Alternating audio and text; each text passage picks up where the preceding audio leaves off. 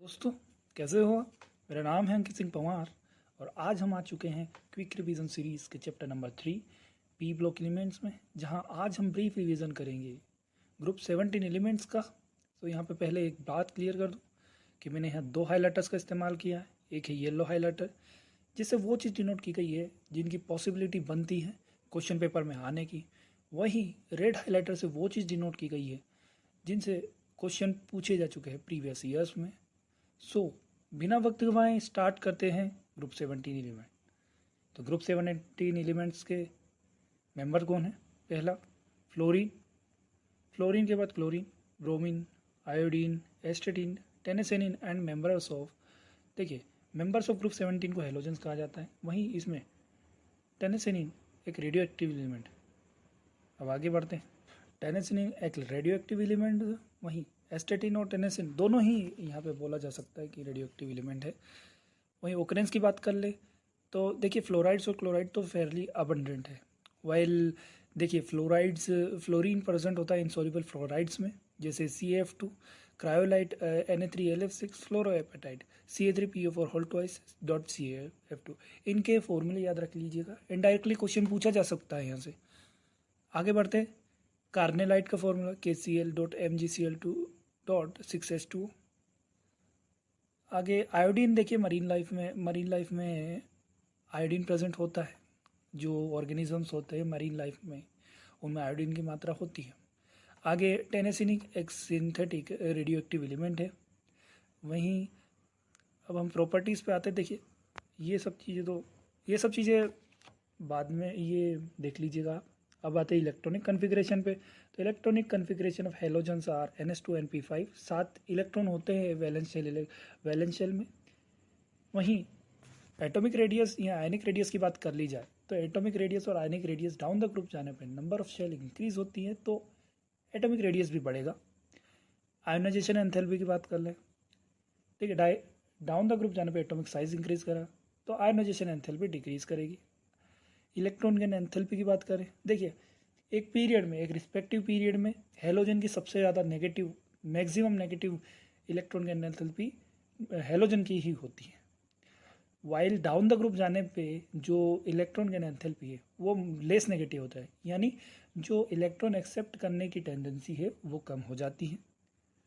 वहीं एक और यहाँ पे एक्सेप्शन की बात कर लिए। देखिए, फ्लोरीन में एक एक्सेप्शन नहीं है, एक केस है कि फ्लोरीन की इलेक्ट्रॉन गेन एंथैल्पी क्लोरीन से कम होती है, बिकॉज फ्लोरीन में छोटे साइज होने के कारण और डी ऑर्बिटल ना होने के कारण इंटर इलेक्ट्रॉनिक रिपल्शन होता है। इसके कारण इलेक्ट्रॉन गेन एंथैल्पी, देखिए इलेक्ट्रॉन आएगा वो फ्लोरीन में ज़्यादा रिपल्शन पाएगा, इसलिए रिपल्शन जो फ्लोरीन होता है वो रिपल्शन ज़्यादा शो करेगा इलेक्ट्रॉन को आने वाले, इसलिए इलेक्ट्रॉन गेन एंथैल्पी भी फ्लोरीन की ही क्लोरीन से कम हो जाती है। आगे बढ़ते हैं। इलेक्ट्रोनेगेटिविटी की बात करें, देखिए डाउन द ग्रुप जाने पे इलेक्ट्रोनेगेटिविटी डिक्रीज करेगी। कारण वही कि एटॉमिक रेडियस बढ़ जाएगा, साइज बढ़ जाएगा। अब यहाँ पे क्वेश्चन आता है, हेलोजन है maximum negative electron gain enthalpy in the respective period, why? क्यों? कारण होता है स्मॉलेस्ट साइज। एक रिस्पेक्टिव पीरियड में सबसे ज़्यादा छोटी साइज हेलोजन की होगी और उनका जो इफेक्टिव न्यूक्लियर चार्ज है वो बहुत ज़्यादा होता है। एज ए कॉन्सिक्वेंस उनकी जो इलेक्ट्रॉन एक्सेप्ट करने की टेंडेंसी वो ज़्यादा होती है। और फिजिकल प्रॉपर्टीज़ की बात करें तो फ्लोरीन और क्लोरीन गैसेस हैं, वहीं ब्रोमीन एक लिक्विड है और आयोडीन एक सॉलिड है। अब हेलोजन, देखिए हेलोजन कलर्ड होते हैं और कलर का कारण होता है डीडी ट्रांजिशन। देखिए सीधी बात करें तो डीडी ट्रांजिशन, और थोड़ा एक्सप्लेन करें तो due to absorption of radiation. देखिए ट्रांजिशन जब होगा, जब एनर्जी में कुछ चेंज आएगा या एनर्जी अब्जॉर्ब होगी तो ट्रांजिशन होगा ना इलेक्ट्रॉन का। So due to absorption of radiation in visible region which result in the excitation of outer electron to higher energy level। higher energy level मतलब देखिए A से तो P से है तो D में ट्रांजिशन हो जाएगा, ऐसा। आगे बढ़ते हैं। अब ये बॉन्ड डिसोसिएशन एंथैल्पी की बात कर लीजिए। तो जो बॉन्ड डिसोसिएशन एनर्जी है उसका देखिए ट्रेंड देखिए, तो ट्रेंड देखने पे पता चलेगा कि क्लोरीन की बॉन्ड डिसोसिएशन एनर्जी फ्लोरीन से ज़्यादा होगी। देखिए यहाँ पे ट्रेंड में तो फ्लोरीन नहीं दिखा तो दिया है, बट ब्रोमीन के बाद आता है और आयोडीन से पहले आता है फ्लोरीन का।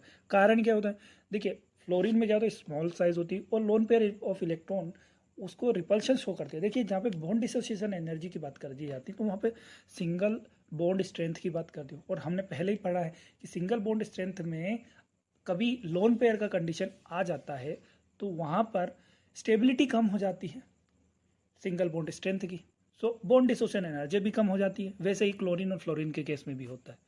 आगे बढ़ते हैं। ऑल द इलेक्ट्रॉन का enthalpy of fluorine is less negative as compare to fluorine fluorine strong oxidizing agent है। क्यों? देखिए पहला कारण है कि उसकी डिसोसिएशन एनर्जी कम होगी, तो जो आयन में फॉर्म होगा, आयनिक फॉर्म में जब फॉर्म करने की टेंडेंसी होगी ज़्यादा होगी। अब फॉर्म हो गया तो उसके बाद हाई हाइड्रोजन एंथैल्पी, देखिए फॉर्मेशन में एनर्जी कम लगी, और जब फॉर्मेशन के बाद जैसे मान लीजिए किसी और से बॉन्ड बनाएगा तो वो उसकी जो हाइड्रेशन एनर्जी वो भी बहुत हाई होगी, हाई एनर्जी रिलीज होगी। इसके कारण ये दो केसेस है, एक लो आयनाइजेशन, एक नो एंथैल्पी ऑफ डिसोसिएशन, और दूसरा हाई हाइड्रेशन एनर्जी एंथैल्पी। अब आगे बढ़ते केमिकल प्रॉपर्टीज़ की बात करते हैं। तो यहाँ पे केमिकल प्रॉपर्टीज़ में देखिए मैक्सिमम जो हेलोजन है वो ज़्यादातर टाइम -1 ऑक्सीडेशन स्टेट शो करते हैं, बट कहीं कहीं पे ब्रोमीन, क्लोरीन या आयोडीन +1, देखिए +1, +3, +5 और +7 भी ऑक्सीडेशन स्टेट करते हैं। वहीं मैंने यहाँ पे बात नहीं करी किसी फ्लोरीन की, क्योंकि फ्लोरीन में डी ट्रांजिशन, वहाँ पे डी ऑर्बिटल होता नहीं है, तो वहाँ पे ऑक्सीडेशन स्टेट का एक्सपांड होना भी पॉसिबल नहीं है, और उसकी ऐसे भी इलेक्ट्रोनेगेटिविटी बहुत हाई होती है, तो वो वैसे भी किसी को इलेक्ट्रॉन देगा ही नहीं। अब यहाँ पे बोला जाता है कि फ्लोरीन है उसके कोई भी, यहाँ पे देखिए वही बोलता है कि डी ऑर्बिटल नहीं है तो एक्सपांड नहीं कर पाएगा octet, so only -1 oxidation state ही शो करेगा। अब आ जाते हैं all the halogens are highly reactive. सही बात है, रिएक्टिविटी हाई होगी तभी तो वो ज़्यादा, देखिए electronegativity high, electron gain enthalpy high, तो रिएक्टिविटी ऑब्वियसली हाई होगी ही सही। अब डाउन द ग्रुप जाने पे रिएक्टिविटी कम होगी। अब यहाँ पे किसके संज्ञान में कहा, बात कर लीजिए यहाँ पे ऑक्सीडाइजिंग। देखिए मैक्सिमम जो हेलोजेंस होते हैं ऑक्सीडाइजिंग नेचर के होते हैं, सो उनकी रिएक्टिविटी ऑक्सीडाइजिंग नेचर के हिसाब से जान सकते हैं हम। डाउन द ग्रुप जाने पे रिड्यूसिंग कैरेक्टर बढ़ेगा, सो ऑक्सीडाइजिंग नेचर घटेगा। इवन हाइड्रोजन तो बहुत अच्छा रिड्यूसिंग एजेंट है। अब आ जाती है, देखिए हेलोजन में स्ट्रोंगेस्ट ऑक्सीडाइजिंग हेलोजन जो होता है फ्लोरीन ही होता है।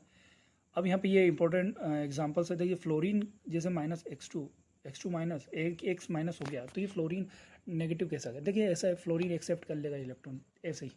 तो यहाँ पे क्या होता है, क्लोरीन ब्रोमीन से भी एक्सेप्ट कर सकता है, वहीं क्लोरीन ब्रोमीन और आयोडीन से एक्सेप्ट कर सकता है, और ब्रोमीन सिर्फ आयोडीन से एक्सेप्ट कर सकता है। और ये भी बात याद रखिए, कभी फ्लोरीन है ना, फ्लोरीन के जो ऑक्साइड हो गए उनमें फ्लोरीन ज़्यादा, फ्लोरीन ऑक्सीजन जो वाटर होता है वो वाटर को भी ऑक्सीडाइज करने की ताकत रखता है। देखिए fluorine oxidizes water to oxygen, यानी वाटर को H2O को ऑक्सीजन में कन्वर्ट कर देता है। वेरेस जो क्लोरीन और ब्रोमीन है वो उनके देखिए करस्पॉन्डिंग हाइड्रोहेलिक एसिड या हाइपोहेलिक एसिड बना लेगा, या HX बना लेगा या HOX बना लेगा। कारण कि इनमें इतना ज़्यादा ताकत नहीं होती है, इनका इतना अच्छा ऑक्सीडाइजिंग नेचर नहीं होता कि ये वाटर को ऑक्सीजन में कन्वर्ट कर सके। वहीं आयोडीन तो इतना कमज़ोर हो जाता है कि वाटर उसको ऑक्सीडाइज कर देता है। आगे देखते देखिए यहाँ पे एग्जांपल्स में देखिए फ्लोरीन है तो उसने ऑक्सीजन में कन्वर्ट कर दिया, X2 यहाँ पे HX और HOX में यहाँ पे जो बात की जाती है वो क्लोरीन और ब्रोमीन के बारे में बात करी गई है। वहीं आयोडीन से बोला तो आयोडीन देखिए HI, यहाँ पे HI है तो HI को तो आयोडीन में कन्वर्ट कर दिया, वाटर ने ही उस पर उल्टा अटैक कर दिया। अब बात आ जाती है एनोमलस बिहेवियर ऑफ फ्लोरीन की। तो यहाँ पे देखिए पी ब्लॉक एलिमेंट में जैसे पहले भी 13, 14, 15, 16 एलिमेंट में सब में बोला गया है, ग्रुप में बोला गया है कि वहाँ पर पहला एलिमेंट तो एनोमलस बिहेवियर शो करेगा। कारण small size, second high electronegativity.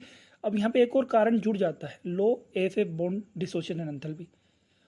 और चौथा तो ये बाकी सब कॉमन है, non availability of DD orbital in valence shell. अब आगे बढ़ते हैं, देखिए हाइड्रोजन जो फ्लोराइड है उसका लिक्विड नेचर क्यों होता है, क्यों? Because of presence of strong hydrogen bond, इसके कारण हाइड्रोजन बॉन्ड के कारण ये लिक्विड नेचर में होता है। अब बात आ जाती है रिएक्टिविटी विथ हेलोजेंस की। देखिए हेलोजन जो हाइड्रोजन, माफ़ कीजिएगा, रिएक्टिविटी विद हाइड्रोजन की बात करी है। तो एसिडिक स्ट्रेंथ, देखिए जब एसिडिक स्ट्रेंथ की बात करिए तो डाउन द ग्रुप जाने पे एसिडिक जो स्ट्रेंथ होती है वो बढ़ेगी। कारण क्या होता है कि जो स्टेबिलिटी ऑफ हेलाइड है वो डाउन द ग्रुप जाने पे डिक्रीज करेगी और जो बॉन्ड एंथैल्पी है वो भी कम हो जाएगी। अब ये स्टेबिलिटी क्यों कम हुई, उसका कारण ही बॉन्ड डिसोसिएशन एंथैल्पी है। अब यहाँ पे जो बॉन्ड डिसोसिएशन एंथैल्पी है उसका तो आपको बता ही दिया कि HF का सबसे ज़्यादा होगा, फिर HCl का, फिर HBr, फिर HI। अब रिएक्टिविटी टुवर्ड्स ऑक्सीजन की बात कर लिए। देखिए फ्लोरीन दो तरह के ऑक्साइड बना लगता है, एक तो OF2 के और एक O2F2 का। इसमें से सिर्फ OF2 ही स्टेबल होता है। क्यों? अब इसको इसका नाम क्या बोलते हैं, इसको बोलते हैं ऑक्सीजन फ्लोराइड। क्यों बोला गया? क्योंकि जो फ्लोरीन है उसकी इलेक्ट्रोनेगेटिविटी हाई होती है और जहाँ सफिक्स आइड लग जाता है, जैसे फ्लोरीन में फ्लोराइड में फ्लोराइड लगा है, तो वो कारण होता है कि फ्लोरीन की जो इलेक्ट्रोनेगेटिविटी है वो हाई है। अब यहाँ पे स्टेबिलिटी ऑफ ऑक्सीजन की बात बता लीजिए, ऑक्साइड्स की बात कर ले तो यहाँ पे सबसे ज़्यादा होती है आयोडीन, फिर क्लोरीन, फिर ब्रोमीन। इसका कारण क्या होता है ये भी देखिए। Oxide of hydrogen is due to greater polarizability of bond between iodine and oxygen. देखिए ऐसा होता है कि डाउन द ग्रुप जाने पे पोलराइजिबिलिटी बढ़ेगी। पोलराइजिबिलिटी बढ़ी तो जो स्टेबिलिटी ऑफ हेलोजन है, ऑक्साइड है, हेलोजन की जो ऑक्साइड है वो भी बढ़ेगा। In the case of chlorine, multiple bond formation between chlorine and oxygen takes place due to availability of d orbital। देखिए क्लोरीन में क्या होता है, क्लोरीन में क्या होता है कि d ऑर्बिटल प्रेजेंट होते हैं। इसके कारण जो ऑक्सीजन होता है ना उसके साथ ये मल्टीपल बॉन्ड्स बना लेता है, जैसे Cl2O, ClO2, Cl2O6, Cl2O7। ये सब बहुत हाईली रिएक्टिव होते हैं। वही Cl2O तो ब्लीचिंग में काम आता है, bleaching agent of paper pulp. आगे बात करते ब्रोमीन ऑक्साइड की बात कर ले तो Br2O, BrO2, BrO3 करते हैं। ये बहुत पावरफुल ऑक्सीडाइजिंग एजेंट होते हैं। वहीं देखिए I2O4, I2O5, I2O7 ये इंसॉल्युबल सॉल्यूट होते हैं, इनके ये आयोडीन के ऑक्साइड्स हैं। वहीं जो I2O5 है वो तो एस्टिमेशन ऑफ कार्बन ऑक्साइड में भी यूज़ होता है। अब मेटल्स की बात कर ले तो हेलोजन हेलाइड्स, मेटल हेलाइड्स बनाएंगे। अब मेटल हेलाइड्स का जो कैरेक्टर, आयनिक कैरेक्टर है, वो डाउन द ग्रुप जाने पर डिक्रीज करेगा।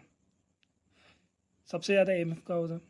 If a metal exhibit more than one oxidation state then the halide in higher oxidation state will be more covalent than the one in lower oxidation state.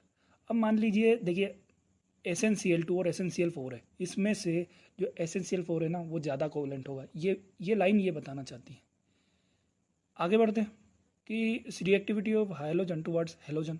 अब यहाँ पे inter halogen की बात कर ले तो लार्ज साइज, देखिए large size जो हेलोजन होता है वो स्मॉलर साइज हेलोजन के साथ बनाएगा बॉन्ड, इंटर हेलोजन कंपाउंड बनाए। अब यहाँ पे क्वेश्चन पूछा गया है कि fluorine exhibit only minus oxidation state, well other में +1 +3 5 7 +7 भी होती है। अब इसका कारण मैंने बता दिया, एक तो बहुत हाईली इलेक्ट्रोनेगेटिविट है तो इससे कोई इलेक्ट्रॉन ले ही नहीं पाएगा, किसी की हिम्मत ही नहीं है, इवन वाटर की नहीं है तो फिर किसी की नहीं है, ऑक्सीजन की नहीं। अब आगे बढ़ते एक और कारण है कि ये अपने ऑक्सीडाइजेशन स्टेट का में क्या होता है कि देखिए इसमें d ऑर्बिटल्स नहीं होते, तो d ऑर्बिटल्स नहीं होते तो ये ऑक्सीडेशन स्टेट को एक्सपांड ही नहीं कर सकता। अब क्लोरीन की बात आ जाती है। देखिए ये जो एग्जांपल्स, ये इंटेक्स क्वेश्चन है, इनमें कोई खास ऐसा क्वेश्चन बना नहीं है क्योंकि बाकी सब एक्सप्लेन कर दिया इसमें जो भी क्वेश्चन है मैंने। अब क्लोरीन डिस्कवर किया था शीले ने। क्लोरोस का मतलब होता है ग्रीक में ग्रीनिश येलो, इसका कलर भी ग्रीनिश येलो होता है क्लोरीन का। अब प्रिपरेशन की बात कर लिए तो सबसे पहले जो मैग्नीज डाइऑक्साइड है उसको कंसनट्रेटेड एज हाइड्रोक्लोराइड एसिड में, हाइड्रोक्लोरिक एसिड में डिसॉल्व कर दिया तो उससे Cl2 अलग होता है और MnO2 अलग हो जाएगा। वहीं पोटेशियम परमैंगनेट के को भी कंसनट्रेटेड HCl में डिसॉल्व किया जाए तो वो भी MnO2 और Cl2 अलग अलग कर देगा। वहीं KCl भी एक अलग प्रोडक्ट मिलेगा इसका। अब मैन्युफैक्चर की बात कर लीजिए, ये बात हो जाती है लेबोरेटरी से ऊपर की बात थोड़े। अब यहाँ पे सबसे पहले मैन्युफैक्चर ऑफ क्लोरीन में डेकन्स प्रोसेस पढ़ते हैं। देखिए डेकन्स प्रोसेस में क्या होता है कि जो हाइड्रोजन क्लोराइड होता है उसका ऑक्सीजन के साथ CuCl2 के प्रेजेंस में ऑक्सीडेशन कर दिया जाता है जिससे क्लोरीन अलग हो जाता है, वाटर अलग हो जाता है। वहीं इलेक्ट्रोलाइटिक प्रोसेस में ब्राइन सॉल्यूशन का जो कंसनट्रेटेड, ब्राइन किसको कहते हैं, कंसनट्रेटेड NaCl सॉल्यूशन, उसका इलेक्ट्रोलाइसिस करवा दिया जाता है। तो जो क्लोरीन होता है वो एनोड पे ऑब्टेन कर लिया जाता है। आगे प्रॉपर्टीज़ की बात देखिए, ग्रीनिश येलो गैस मैंने बता ही दिया। मेटल और नॉन मेटल्स के साथ मेटल्स और नॉन मेटल्स के साथ ये क्लोराइड्स मेटल क्लोराइड्स और नॉन मेटल क्लोराइड्स बना देते हैं, जैसे एग्जांपल्स में दे रखा है। वो वहीं हाइड्रोजन के साथ बहुत अच्छी एफिनिटी होता है, HCl बना लेता है। वहीं सबसे इंपॉर्टेंट देखिए, एल्कालीस के साथ ये कंसंट्रेशन के बेसिस पे अलग अलग तरीके से बिहेव करता है, रिएक्ट अलग अलग तरीके से करता है। जैसे मान लीजिए कोल्ड एंड डाइल्यूट क्लोराइड हो, जैसे एल्काइल हो गया, कोल्ड एंड डाइल्यूट एल्काइल की बात कर ले तो वहाँ पे ये जो प्रोडक्ट में एक mixture of chloride and hypochloride बनाएगा।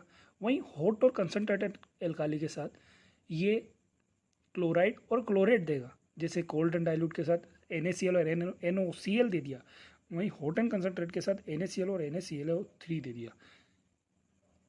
अब क्या होता है कि जो ड्राई स्लैग लाइम होता है वो ब्लीचिंग पाउडर देता है। अब क्या होता है, जो ड्राई स्लैग लाइम है उसको क्लोरीन से रिएक्ट करवा लिया ना, तो वहाँ पे वो ब्लीचिंग पाउडर दे देता है। अब ब्लीचिंग पाउडर के कंपोजिशन पूछ लेते हैं, पूछा गया है CaOCl2 whole twice CaCl2 dot CaOH whole twice dot H2, ये ध्यान रखिएगा। अब आगे बढ़ते हैं। मीथेन के साथ रिएक्शन करके मिथाइल क्लोराइड बनाएगा, इथिन के साथ डाइक्लोरोइथिन। अब वहीं हाइपोक्लोरस एसिड फॉर्म होता है, देखिए gives nascent oxygen with responsive. देखिए जो हाइपोक्लोरस एसिड होता है वो ऑक्सीडाइजिंग और ब्लीचिंग प्रॉपर्टीज ऑफ क्लोरीन के लिए रिस्पॉन्सिबल होता है, क्योंकि ये नेसेंट ऑक्सीजन देगा जो ऑक्सीडाइजिंग करेगा या ब्लीचिंग भी कर लेगा। अब chlorine is a powerful bleaching agent होता है, ये तो हमें पता ही है। और जो ब्लीचिंग होती है क्लोरीन के साथ वो परमानेंट होती है, ड्यू टू जो क्लोरीन होती है वो ऑक्सीडेशन होता है उसके थ्रू ब्लीचिंग करता है। अब यूसेस की बात कर ले तो यहाँ पे ब्लीचिंग ऑफ वुड पल्प में यूज़ होता है, ब्लीचिंग ऑफ कोटल और टेक्सटाइल में होता है, वहीं जैसे एक्सट्रैक्शन ऑफ गोल्ड और प्लेटिनम में भी यूज़ होता है। अब नीचे आते हैं जो मेन है, जैसे फोस्जीन के प्रिपरेशन में या टीयर गैस के प्रोसेस में या मस्टर्ड गैस के प्रिपरेशन में यहाँ पे कन्वर्ट यूज़ आता है। अब ये हॉट कंसनट्रेट एल्काली के साथ इसका जो रिएक्शन है वो जस्टिफाई करते हैं। देखिए डिस्प्रपोर्शनेशन रिएक्शन इसलिए होता है क्योंकि इसमें एक तो हायर ऑक्सीडेशन स्टेट और एक लोअर ऑक्सीडेशन स्टेट आ जाती है क्लोरीन की रिएक्शन करने के बाद कंसनट्रेटेड एल्काली के साथ। अब इसी के साथ ये वीडियो समाप्त होता है और अगले लेक्चर में हाइड्रोजन क्लोराइड से स्टार्ट करेंगे। जब तक के लिए वीडियो पसंद आया हो तो लाइक कीजिए, कमेंट कीजिए, सब्सक्राइब कीजिए हमारे चैनल।